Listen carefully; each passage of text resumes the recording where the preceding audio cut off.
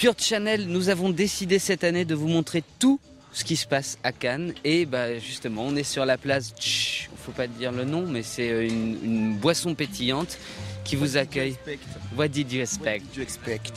Mika donc et Marco Prince qui développent le Yoga Lab. C'est un travail que, en tout cas toi Marco, je le savais parce que je suis venu dans ton studio, que tu fais à l'année tout le temps. C'est-à-dire qu'il y a ton studio de musique et de ton studio on voit une salle où il y a déjà des cours de yoga. Donc c'est quelque chose que tu fais tout le temps, allier la musique et le yoga. On peut commencer. En fait c'est simple.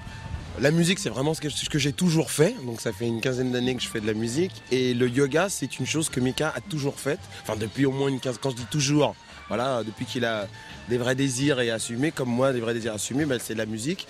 Alors évidemment, lui aussi, il y a la musique. Et moi, il y a une dizaine d'années, j'ai rencontré le yoga. J'ai rencontré le yoga parce que j'avais des idées préconçues un peu, fausses sur le yoga. D'abord, j'ai découvert qu'il y avait 1000 yogas. Il n'y en a pas un. Ça, c'est super important. Et que si tu cherches bien, tu trouves le tien. Et donc, moi, j'ai trouvé mon yogi et mon yoga.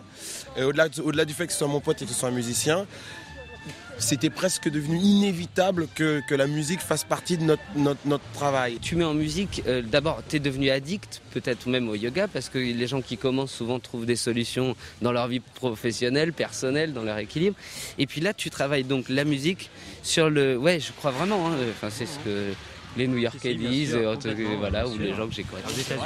Aux États-Unis, c'est ça, quoi. C'est un mode de vie plus que. Donc là. Le rock, c'est pas une musique, c'est un mode de vie.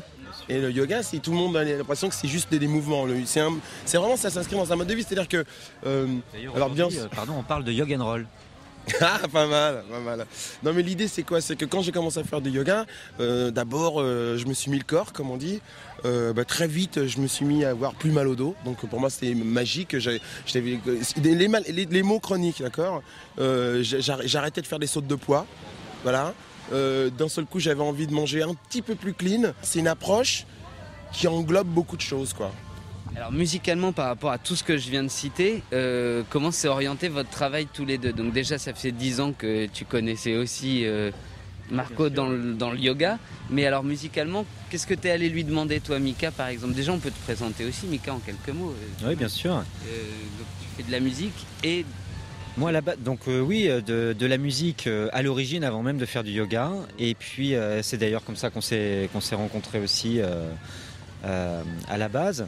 Et puis en fait, surtout, l'idée est venue d'associer les deux parce que avec la musique, on se rend compte que la musique transporte des émotions, que le tempo nous entraîne, et du coup de travailler comme dans une galère romaine. C'est pas pour rien si dans Astérix et Obélix, il y avait l'autre derrière qui battait la mesure.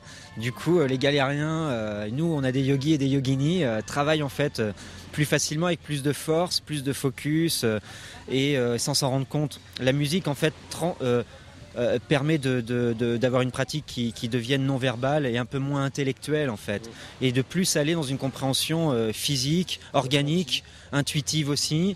Et puis aussi, la musique transporte des tas d'émotions, donc du coup, ça évite à nous et à moi en tant que professeur là de devoir parler de ce qu'on ressent. C'est plus direct. C'est plus direct, voilà. Donc en fait, on rentre dans... C'est comme aller au cinéma où tu rentres dans... Tu as une expérience, tu rentres dans un film pendant 1h30, tu prends une histoire qui n'existe pas, mais tu la vis complètement. Et à la fin, il y a un sentiment qui te transporte, qui t'a amené ici ou là. Et quelque part, à deux, comme ça, on amène les gens dans un voyage. Un peu comme dans un film, sauf que là, c'est interactif parce que l'élève... il fait sa part du voyage et du coup il a un réel ressenti à la fin, il se sent vraiment en élévation. Concrètement dans la composition, déjà est-ce qu'il y a des compositions, beaucoup de chansons que tu es allé chercher aussi dans le répertoire qui te parlaient ou que tu utilisais toi quand tu faisais du yoga, c'est-à-dire des chansons qui existent déjà, tu me parles de Femme Fatale, mais dans la composition du coup, voilà, je me posais cette question, j'imagine qu'il y a eu un vrai travail rythmique, c'est-à-dire créer des moments très dynamiques, des moments plus posés. Pour te dire, on a déstructuré les cours de part pour les restructurer et on a dit on commence, ok d'accord, on regardait au tempo, à quel rythme cardiaque on était, à les expirations, à quel rythme on voulait les produire. Et on marquait des tempos. Là-dessus, on a construit des patterns. Sur les patterns, on a fait de la musique et on a des trucs structuraux comme ça. assez intéressants, quoi. C'est réellement une mise en scène. Et moi, je sais que depuis des années que je le travaille, du coup, il y a eu des mécanismes. Par exemple, commencer par la respiration, une assise, et en fait, tu vas avoir un rythme crescendo qui va commencer à monter à ce moment-là, jusqu'à arriver à un climax, à un moment donné où vraiment, hop, ça monte, et là, hop, on redescend, et tout doucement, on arrive au sol. Et du coup, les gens s'en rendent compte, sont transportés par ce rythme et ces émotions, et ça se fait tout simplement.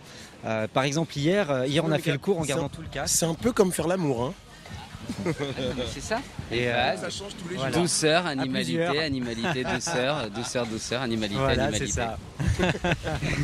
Alors concrètement ici à Cannes, je ne sais pas si le cours change beaucoup par rapport à ce que vous faites d'habitude, mais les gens arrivent, certains sont stressés, on imagine très bien les attachés de presse, les journalistes qui ont eu des annulations, les machins, et puis les fêtes aussi, parce qu'il y a quand même ça à Cannes, donc vous êtes source de bien-être et quand ils sortent, ils vous disent mais merci, ça y est, la cuite est évaporée, le stress est parti. C'est le grand rendez-vous détox, mais aussi, il faut se dire que quand on donne les cours à Paris, c'est exactement la même chose. À Paris, tu sors de la ville, t'as ton taf, t'as tes trucs, t'as tes gosses, voilà, et t'arrives. C'est-à-dire que nous, on est des urbains, d'accord ? On est vraiment des urbains et on a adapté ce travail de Yoga Lab à nos vies à nous.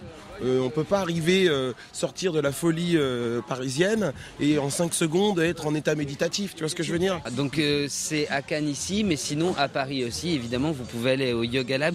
Je ne peux pas partir, Marco, sans te poser une question, parce qu'en préparant, je me suis rendu compte vraiment du nombre d'articles qu'il y avait. Tu sais, moi, je t'ai déjà dit plein de fois que j'ai grandi avec FFF. Je fais partie du truc avec mes copains, on peut pas sortir à Barbès sans dire me monte à la tête.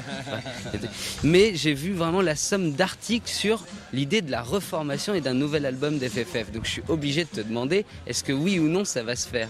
Écoute, c'est dans l'air. Il y a un espèce de gourou de la musique qui s'appelle Sébastien Farran, qui est le manager de NTM et maintenant le nouveau manager de Johnny Hallyday. Qui ne lâche pas l'affaire et qui a très très envie que ça se refasse. Nous, on a très envie, juste c'est un peu compliqué parce qu'on a des vies un peu tumultueuses tous les 5, mais il y a un vrai désir. On est parti s'enfermer un petit peu à Barcelone. Alors, le choix de Barcelone, je suis pas sûr que c'était la meilleure idée parce que on a surtout fait la teuf plutôt que faire la musique, mais c'est important parce qu'on s'était pas vus ensemble dans une pièce pour faire de la musique depuis 10 ans au moins. Donc on s'est retrouvés, on a surtout fait la teuf, faut le dire, mais c'est comme ça qu'on fait de la musique, hein, nous. Donc il y a eu des choses, c'est un petit peu trop n'importe quoi ce qu'on a fait parce qu'on s'est trop amusé. Mais ce qui était important, c'était de voir qu'on avait le désir d'être ensemble et de passer du temps ensemble. Donc c'est dans l'air. Voilà. Merci beaucoup, merci. Mika. Voilà, demain on se voit, moi je vais venir, Marco, on se voit très vite. Et puis Nash qui est là viendra faire du yoga demain. Rendez-vous est pris à l'antenne. Moi j'ai un problème de grand athlète, c'est que nous qui avons trop de muscles, en fait on se fait mal au dos souvent. Justement on en parlait. Voilà, ça va être la seule. Tu es sur le plan large. Mais rendez-vous demain donc pour toutes les îles. Et donc voilà, c'est qu'il faudrait voir mes fesses. Et donc demain ne loupez pas, Nash fait du yoga sur Pure Channel. Merci à tous, merci Marco, merci Mika.